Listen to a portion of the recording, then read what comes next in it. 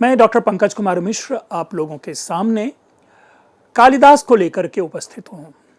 कालिदास जिनके किसी अभिज्ञान की आवश्यकता नहीं है, लेकिन जिस कालिदास के विषय में हम यहाँ जानने की कोशिश कर रहे हैं, हम अभी उनके ग्रंथों के विषय में नहीं जान रहे, बल्कि कालिदास से संबद्ध ग्रंथ से बाहर जो जो चर्चा के विषय बन सकते हैं, बनाए जाते रहे हैं, हम उन विषयों को लेकर के आपके सामने उपस्थित हैं।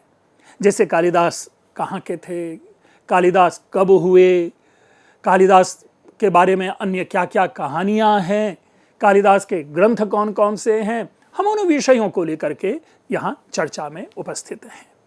तो जैसा आप लोगों ने फॉलो किया है और पाया कि हम कालिदास के जन्म को लेकर के, कालिदास के काल को लेकर के हम लोग चिंतित रहते हैं, और कालिदास के काल के विषय में बहुत सारी बातें कही गई। मैंने भी आप लोगों के सामने अपने कई सारे तर्क रखे और उन्हीं आधार पर हमने यह जानने की कोशिश की कि क्या क्या सिद्धांत हैं कालिदास के काल को लेकर के। और उन्हीं में से दो सिद्धांत प्रमुख रूप में निकल कर आए, जिसमें कि एक ईसवी पूर्व का सिद्धांत है जिसमें इनको विक्रमादित्य का आश्रय माना गया, और दूसरा सिद्धांत है गुप्त काल का सिद्धांत, जिसमें कि इन्हें चंद्रगुप्त को लेकर के, चंद्रगुप्त के मित्र के रूप में या चंद्रगुप्त के आश्रयी कवि के रूप में सिद्ध करने का प्रयास किया जाता रहा। तो जहाँ तक मैंने इन सारे तर्कों का विश्लेषण किया और उसमें मैंने एक चीज डालने की कोशिश की कि कमोबेश जो कालिदास का जो साहित्य है, उस साहित्य के जो अंतस्तत्व के ऊपर में जब हम आलोडन विलोडन करते हैं तो कहीं ना कहीं उनका संबंध गुप्तकालीन इतिहास से प्रतीत होता है। और इस प्रकार के कई संकेत कालिदास के काव्यों में प्राप्त होते हैं, जिसे कि गुप्त काल से पूर्व ले जाया जाना एक दुष्कर कार्य प्रतीत होता है। दूसरे शब्दों में कालिदास ईसवी पूर्व नहीं हुए थे। एक मत है, हम कभी भी इमोशनल हिस्ट्री में ना जाएं, क्योंकि कालिदास को ईसवी पूर्व कह देने से हमें कोई विशेष तत्व की प्राप्ति नहीं होती, या कालिदास को चंद्रगुप्त के काल का मान लेने से भी कोई विशेष कार्य सिद्ध नहीं होता। लेकिन एक अगर तार्किक इतिहास लेकर के चले, एक कलहण के सिद्धांत पर आधारित इतिहास पर हम चर्चा करें, जहां कलहण कहते हैं कि हमें राग द्वेष बहिष्कृत होकर के इतिहास को समझना चाहिए, तो निस्संदेह वहां पर हम पाते हैं कि कालिदास के लिए एक ऐतिहासिक विमर्श की आवश्यकता होती है, और उस ऐतिहासिक विमर्श के अंतर्गत कालिदास को हम गुप्त काल का कह सकते हैं, गुप्त काल का मान सकते हैं। कई सारे तर्क आए, उन्हीं में से एक तर्क यह भी निकल कर आया कि अपने काव्यों में बार बार गुप धातु का प्रयोग अपने आश्रयी राजा के वंशों की ओर संकेत करता है। इसके साथ ही जो कालिदास के काव्यों में हम वर्णन पाते हैं देवी देवताओं का, वो गुप्तकालीन मंदिरों के स्वरूप से मेल खाता है। अब इसका क्या निहितार्थ हुआ? इसके दो ही अर्थ हो सकते हैं कि या तो गुप्त काल के जो मंदिर हैं, उन मंदिरों को देख करके कालिदास ने अपने पद्य का वैचारिक परिवर्धन किया। जैसे उदाहरण के लिए हम पद्मनाभ की चर्चा करते हैं। महाकवि कालिदास रघुवंशम के 13वें सर्ग में स्पष्ट रूपेण वर्णन करते हैं उसी पद्मनाभ विष्णु का। इसी प्रकार से आप पाएंगे कि विष्णु के उस नाभि से ब्रह्मा जी की उत्पत्ति का नाभि प्ररूढ़ाम्बुरुहासनेन शब्द करके प्रयोग है, तो उससे मेल खाता है। यानी तो हम ये कह सकते हैं कि कालिदास के वर्णन के आधार पर गुप्तकालीन मंदिरों का निर्माण हुआ।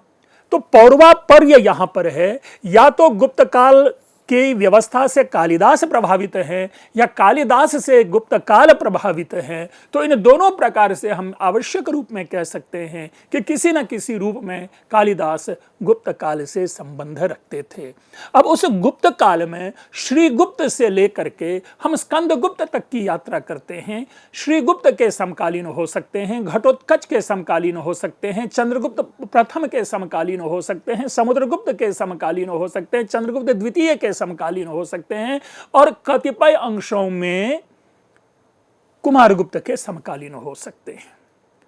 लेकिन कुमारगुप्त के लिए भी एक हमने आपके सामने संकेत रखा कि महाकवि कालिदास ने कुमार संभवम की जो रचना की है उसमें जो कुमार शब्द है वो कुमार शब्द न केवल कार्तिकेय के लिए वहां पर लिखा गया है बल्कि कुमार का साक्षात संबंध वहां पर कुमार गुप्त से भी बनता प्रतीत होता है और कुमार गुप्त चंद्रगुप्त द्वितीय का पुत्र है।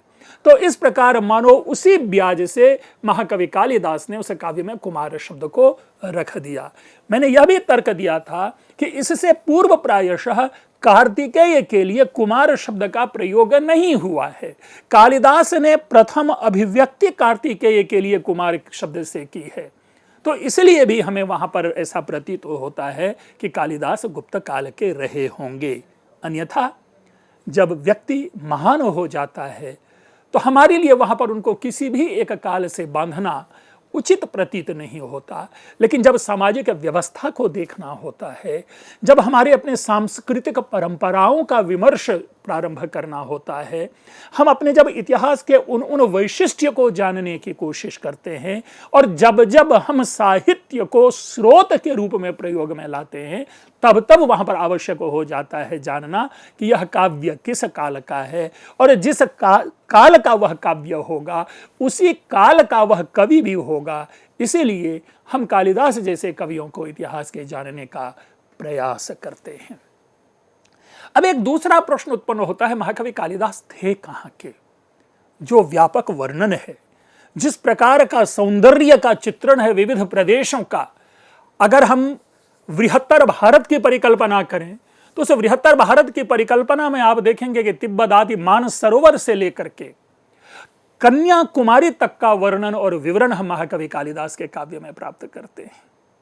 तो इस रूप में कालिदास एक पूरे भारतवर्ष के कवि बनकर उभरते हैं, वही एकमात्र राष्ट्रीय कवि बनकर उभरते हैं जिसमें पूरे राष्ट्र का प्रतिबिंबन हमें प्राप्त होता है। और ऐसे कवि, ऐसे महाकवि कालिदास के लिए फिर यह ज्ञात करना कि महाकवि कालिदास थे कहां के अत्यंत दुष्कर और दुस्तर कार्य यह बन जाता है। पुनरपि जो इतिहासकारों के बीच, समीक्षकों के मध्य जो स्थान विशेष उभर कर आते हैं वो सारे स्थानों की हम यहाँ पर चर्चा करेंगे। यहाँ तक कि हम साउथ इंडिया में भी कालिदास को देख सकते हैं, हम बंगाल में भी कालिदास को देख सकते हैं, हम पूर्वी भारत में भी महाकवि कालिदास को देख सकते हैं कि जिस प्रकार महाकवि कालिदास ने भूर्ज पत्र आदि का वर्णन किया है, अगर आप पाएं, अगर आप देखें तो वो जो सिक्किम की ओर जाने वाले जो हिमालय है उस हिमालय की अभिव्यक्ति हम महाकवि कालिदास के काव्यों में पाते हैं। लेकिन फिर भी समीक्षकों के बीच में, इतिहासकारों के बीच में और कालिदास के काव्य में जो प्राप्त स्थलीय संकेत हमें प्राप्त होते हैं, उन संकेतों के आधार पर 4 स्थान के मध्य कालिदास की विशेष चर्चा होती है कि या तो कालिदास उज्जैनी के थे, या तो कालिदास कश्मीर के थे, या कालिदास उत्तराखंड के थे, और या नहीं तो कालिदास मिथिला प्रदेश के थे। तो हम चर्चा कहां से शुरू करें? यह एक गंभीर विषय है। हम किसी निष्कर्ष पे नहीं पहुंचेंगे, लेकिन हम उन तर्कों की चर्चा करेंगे जिन तर्कों के आधार पर उन स्थलों से कालिदास का संबंध जोड़ा जाता है। उदाहरण के लिए हम सबसे पहले कश्मीर को लेते हैं। सेंट स्टीफेंस कॉलेज के विभागाध्यक्ष महामहोपाध्याय लक्ष्मीधर कल्ला जी ने महाकवि कालिदास को कश्मीर का कहा। वे कालिदास को कश्मीर का मानते थे। अब क्यों मानते थे, इसके पीछे कई तर्क दिया उन्होंने, जिसमें से एक तर्क है कि बार बार केसर का वर्णन किया जाना महाकवि कालिदास के द्वारा अपने काव्यों में। उदाहरण के लिए केसर वृक्षको यम प्रतिभाति में, अभिज्ञान शाकुंतलम का संवाद है अनसुया और प्रियंवदा, और जो शकुंतला के मध्य जो कन्वर्सेशन है उस कन्वर्सेशन में यह शब्द आता है केसर वृक्ष का। उससे भी पूर्व अगर अभिज्ञान शाकुंतलम की प्रस्तावना में जाएं और नटी जो नृत्य कर रही होती हैं तो उसमें जो ईषदीशत चुंबितानी सुकुमार केसर शिखानी, यहां पर भी केसर शिखा की चर्चा है। तो कालिदास के द्वारा जो केसर का वर्णन किया जाना है वो महामहोपाध्याय पंडित लक्ष्मीधर कल्ला जी को अट्रैक्ट करता है और उसका वो अन्वेषण करते हैं और वो इस मत पे पहुंच जाते हैं कि कालिदास कश्मीर के थे। यही नहीं, कालिदास के ऊपर उन्होंने यह भी प्रभाव दिखाने का प्रयास किया है कि कालिदास कश्मीरी शैव मत के वो अधीन थे, क्योंकि बार बार शिव के जिस रूप स्वरूप की वो चर्चा हमारे सामने प्रस्तुत करते हैं उसका संबंध किसी न किसी रूप में कश्मीरी शैव से है। और कालिदास शिव के भक्त थे, तो इसलिए कालिदास जो है वो कश्मीर के थे। उनके प्रति सम्मान है, हमारे विभागाध्यक्ष थे। लेकिन मूल विषय है कि क्या 2-3 शब्द मात्र को पकड़ करके किसी भी एक कवि को उस स्थान विशेष का कह दिया जाना चाहिए? मैं तो ऐसा कम से कम नहीं समझता, ऐसा नहीं है। क्योंकि इसी तरह से कई प्रकार के शब्द हैं, कई प्रकार के उल्लेख हैं। वहां पर उन्होंने कश्मीरी समाज का वर्णन नहीं प्राप्त होता, कश्मीरी लोगों का वर्णन नहीं प्राप्त होता, कश्मीरी संस्कृति का वर्णन नहीं प्राप्त होता। केवल यह एक तर्क कि केसर केवल और केवल कश्मीर प्रदेश में होते हैं, तो हो सकता है कि उन्होंने उस प्रस्तावना में कश्मीर प्रदेश की पृष्ठभूमि ली हो, वे कश्मीर गए हों, तो वहां की चीजों को देख करके उन्होंने अपने काव्य में उसकी अभिव्यंजना की हो। लेकिन इसका यह अर्थ नहीं कि वे वहीं के थे, इसीलिए वो केसर शब्द का प्रयोग करते हैं। नहीं तो जिस प्रकार से सरल, द्रुम, देवदार, चीर आदि पेड़ों का वर्णन वे अपने काव्यों में करते हैं, तब तो हमें उन्हें हिमाचल प्रदेश का बता देना चाहिए, हमें उन्हें सिक्किम का बता देना चाहिए। लेकिन या इसी तरह से जिस प्रकार वो नारिकेल फल आदि की चर्चा करते हैं, तो हमें कन्याकुमारी जो तमिलनाडु और केरल का उनको सिद्ध किया जाना चाहिए। नहीं, मैंने शुरू में ही कहा कि हम इमोशनल हिस्ट्री के अधीन होते हैं और इस प्रकार के इमोशनल तर्क हम निकालते हैं। और जो व्यक्ति जहां के होते हैं, उन व्यक्ति में वो भावना होती है कि अमुक व्यक्ति को हम अपने यहां का ही छीन लें। और आज ये एक परंपरा चल पड़ी है कि हर व्यक्ति अपने महान व्यक्ति को अपने यहां का ही सिद्ध करने की कोशिश करते हैं। यहां तक कि भगवान का संबंध भी उस प्रदेश से जोड़ देते हैं। उत्तराखंड में देवप्रयाग के पास एक पर्वत है, जिस पर्वत का नाम शायद वो जटायु पर्वत या कुछ इस प्रकार का नाम है, और कहानी में यह है कि यहीं जटायु से रावण का युद्ध हुआ। इसी प्रकार राजस्थान में एक स्थल विशेष है सीताबाड़ी, जिसे सीताबाड़ी में हम पाते हैं कि वहां पर सीता कुंड है, लव कुंड है और कुश कुंड है, और उसके आधार पर एक कहानी चल पड़ी कि यहीं पर वाल्मीकि आश्रम में सीता जी ने जन्म दिया लव और कुश को, और यहीं वाल्मीकि आश्रम है। इसको हम इमोशनल हिस्ट्री कहते हैं, भावनात्मक इतिहास। क्योंकि यह संभव नहीं है। पूरे रामायण की यात्रा आप पढ़ लें, पूरे रामायण की कहानी पढ़ लें, वाल्मीकि जी कहीं भी राजस्थान के नहीं है। पूरा रामायण हम पढ़ लेते हैं, कहीं भी उत्तराखंड की ओर राम का गमन नहीं दिखता प्रतीत होता है, लेकिन कहानियों में चल पड़े। तो हम उन लोक कथाओं में, दंत कथाओं में नहीं, बल्कि कालिदास ने जो हमारे सामने प्रमाण दिए हैं, उनके आधार पर हमें काल का निर्धारण, स्थान का निर्धारण करना चाहिए। और तदनुसार महामोपाध्याय लक्ष्मीधर कल्ला जी के इस मत से मैं सहमत नहीं हूं।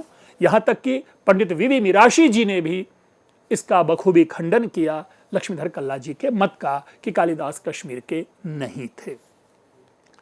इसी प्रकार एक अन्य व्यापक, बहुत ही प्रसिद्ध, बल्कि एक प्रकार से मान्य और स्थापित सिद्धांत बना दिया गया कि कालिदास उज्जैनी के थे। इस पर विमर्श करते हैं। पंडित सूर्य नारायण व्यास उज्जैनी के पक्ष में हैं। बहुत बड़े ज्योतिषाचार्य हैं पंडित सूर्य नारायण व्यास जी, और उनके सिद्धांत के प्रतिपादन के अनंतर ही प्रतिवर्ष उज्जैनी में कालिदास समारोह प्रारंभ हो गया। वहां पर आप विद्योत्तमा छात्रावास पाएंगे, वहां पर कालिदास विषयक सारी चीजें बना दी गई। क्यों? क्योंकि कालिदास वहीं के थे। ठीक है, कालिदास वहीं के थे, लेकिन इसके पीछे तर्क क्या है कि कालिदास ने मेघदूतम में जिस प्रकार अपने उस भावनात्मक पद्यों में उज्जैनी को उभारा है, वो उज्जैनी को छोड़ करके अन्यत्र कालिदास हो ही नहीं सकते। गलत है ये सिद्धांत। हमें इस मत पर नहीं चलना चाहिए, क्योंकि इस तरह का वर्णन महाकवि कालिदास अगर रघुवंशम के 13 सर्ग में जाकर देखें, और जिस प्रकार राम के शैशव का वर्णन वहां पर करते हैं कालिदास, और वो कहते हैं कि सरयू के जल के पानी से उसके तट रूपी बालुका में आंचल पर खेलते हुए राम का परिवर्धन हुआ, तो ये शैशव महाकवि कालिदास का नहीं हो सकता क्या? क्या महाकवि कालिदास सरयू के किनारे रहते होंगे, अर्थात उत्तर प्रदेश के कालिदास हुए ना फिर? देखिए, श्रेष्ठ कवि वही होता है जो अपने अंतःकरण से उस भाव में अपने उस प्रदेश को व्याख्यायित कर देता है, वही श्रेष्ठ कवि है, चाहे वो वहां के हो या नहीं हो। अगर हम पूरे अभिज्ञान शाकुंतलम में हस्तिनापुर की पृष्ठभूमि को लेकर के चर्चा करें तो क्या कालिदास उत्तर प्रदेश के नहीं होंगे क्या?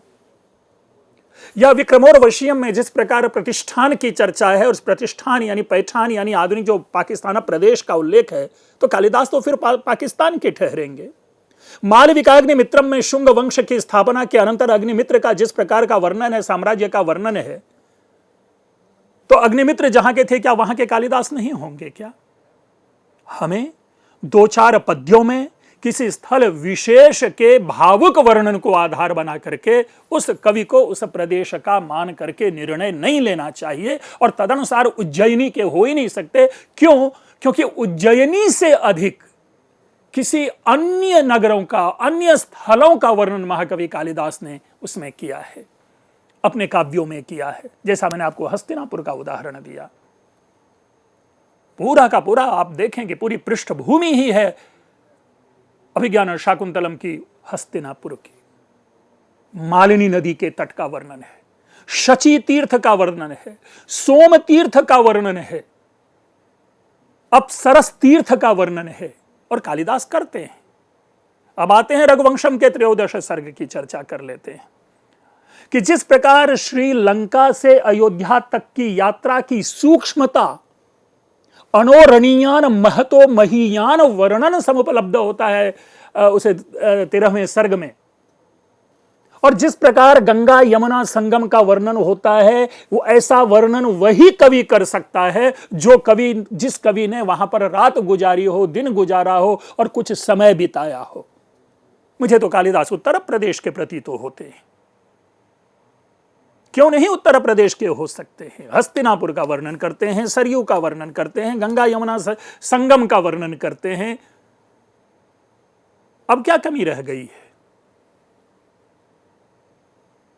इसीलिए उज्जैनी इस एक तर्क के आधार पर मैं सूर्यनारायण व्यास जी के इस मत से अपनी सहमति नहीं प्रकट करता और विशुद्ध रूप में मानता हूं, कहता हूं कि कालिदास उज्जैनी के नहीं थे।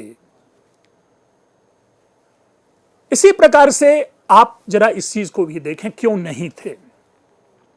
यदि हम मान लें कि महाकवि कालिदास चंद्रगुप्त के समकालीन थे, चंद्रगुप्त के मित्र थे, और अगर हम एक एडमिनिस्ट्रेटिव हिस्ट्री की ओर बढ़ें गुप्त काल की, तो इतिहासकारों ने यह मत प्रकट किया है कि चंद्रगुप्त ने पाटलिपुत्र से अपनी राजधानी उज्जैनी ले गए। अर्थात पहले तो चंद्रगुप्त द्वितीय पाटलिपुत्र में थे, उन्होंने अपनी राजधानी परिवर्तन की और उस राजधानी को वो उज्जैनी में ले गए और वहां रहने लगे। तो एक क्षण के लिए कल्पना तो यह भी हो सकती है ना कि कालिदास पाटलिपुत्र में चंद्रगुप्त द्वितीय के साथ रहते होंगे, और जब चंद्रगुप्त द्वितीय उज्जैनी की ओर प्रस्थान करते हैं तो उनके साथ कालिदास भी वहां पहुंच गए। यह भी तर्क बन सकता है। और तदनुसार महाकवि कालिदास पाटलिपुत्र यानी बिहार के, आधुनिक बिहार के हुए, मगध प्रदेश के हुए, तो यह एक और तर्क बनेगा। इसीलिए समीक्षकों से, इतिहासकारों से यह करबद्ध निवेदन है कि इस विषय पर गंभीरता से सोचें। भावना में बह करके अगर हम दो चार बैनर और पोस्टर टांग देते हैं तो वो कभी वहां के नहीं होते।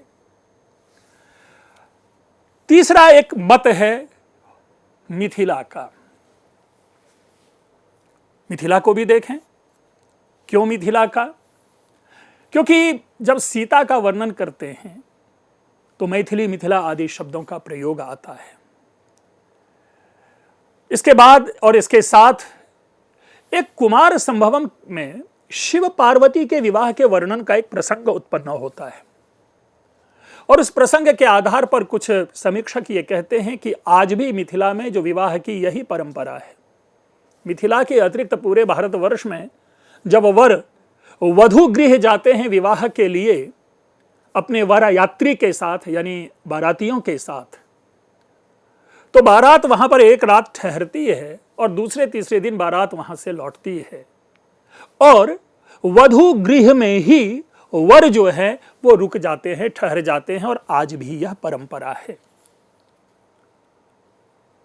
आज भी मिथिला में विवाह की यही परंपरा है और इसी परंपरा का वर्णन हम कुमार संभवम में पाते हैं, जहां पर कि विवाह के उपरांत भगवान शिव पार्वती के साथ हिमालय के ही घर में रुक जाते हैं।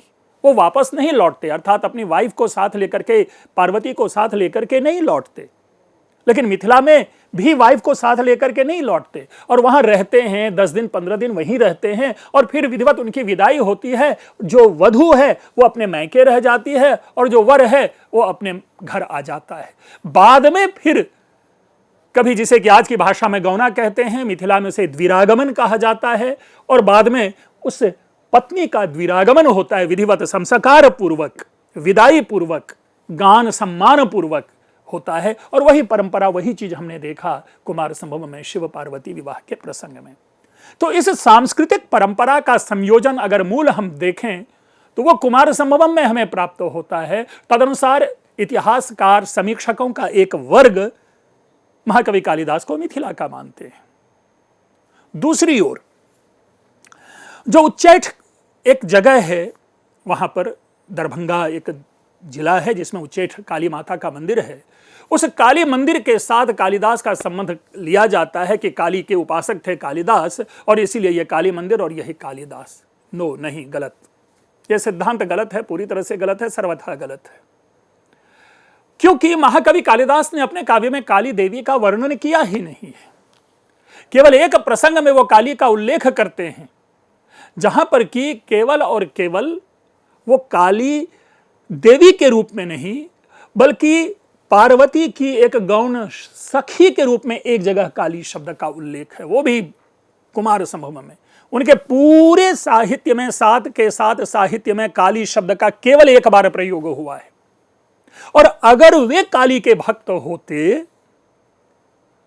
तो काव्यों की नांदी में, नाटकों की नांदी में और अपने काव्य के मंगलाचरण में वे शिव के मंत्र, शिव की स्तुति ना करके काली की स्तुति करते।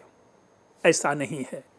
और अगर हम अपने यहां देवी देवताओं के विकास और विन्यास की परंपरा अगर देखें पौराणिक परंपरा से, तो कदाचित काली देवी का जो उद्भव है वो महाकवि कालिदास के बाद का प्रतीत होता है। उससे पूर्व की परंपरा में काली देवी के रूप में हम नहीं पाते हैं। तीसरा पक्ष कि कालिदास में काली शब्द लिखा हुआ है इसीलिए वो काली के दास रहे होंगे, तो ऐसा भी कथन गलत है। क्योंकि यहां पर काली शब्द है, काली नहीं है। ला में ह्रस्व ई की मात्रा हम लिखते हैं जब कालिदास शब्द लिखते हैं, और अगर हम कालीदास कहेंगे तो लौ में दीर्घ ई की मात्रा लगानी पड़ेगी, जो कि ऐसा है नहीं। कालिदास का नाम हमेशा लौ में ह्रस्व ई की मात्रा से लिखा जाता है। और वो काली क्यों शब्द है, तो यह वैयाकरणों के लिए विमर्श का विषय है, लेकिन वैयाकरण के नियम के अनुरूप में एक अपने विषय का यहां पर प्रवर्तन करता हूं कि मैं ऐसा मानता हूं कि काली शब्द प्रयोग क्यों है। यह ठीक है कि व्याकरण के नियम के ये अधीन नहीं है, लेकिन व्याकरण के जो भी नियम होते हैं उनका अपवाद जरूर होता है, तो उसी अपवाद के अंतर्गत हम इस काली शब्द को देखते हैं। अब जरा विमर्श करें इस पर कि देखिए हमारे यहां मंत्री शब्द है, मंत्री परिषद, मंत्रिमंडल, पक्षीगण। आप पाएंगे कि जब मंत्रिमंडल और मंत्री परिषद लिखा होता है तो मंत्री में छोटी ई की मात्रा लगी होती है, इंत्री में छोटी ई की मात्रा लगी होती है, बड़ी ई की मात्रा नहीं लगती होती है। जब मंत्री शब्द स्वतंत्र रूप में लिखा जाता है तभी उसमें दीर्घ ई की मात्रा लगती है। क्यों? क्योंकि वो मूल शब्द है मंत्रिन, नात्र में ह्रस्व ई की मात्रा और बाद में ना हलंत। और समास का नियम है कि जैसे ना हलंतवाची शब्दों से अगर हम समासिक शब्द का निर्माण करें तो ना हलंत का लोप हो जाता है। इसीलिए मंत्री परिषद होता है, इसीलिए पक्षी गण होता है, इसीलिए पक्षी समूह होता है। पक्षी, क्ष में छोटी ई की मात्रा। क्यों होता है ऐसा?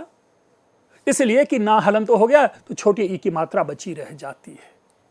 और जब स्वतंत्र रूप में प्रयोग होता है तभी दीर्घ ई की मात्रा पक्षी शब्द होता है। और पक्षिण का अर्थ होता है जिसके पंख होते हैं वो पक्षिण, जिसके दंड होते हैं वो दंडिन, जिसके मंत्र होते हैं वो मंत्रिन। ऐसे व्याकरण में शब्दों की निर्माण की परंपरा है सैद्धांतिक अंतर्गत।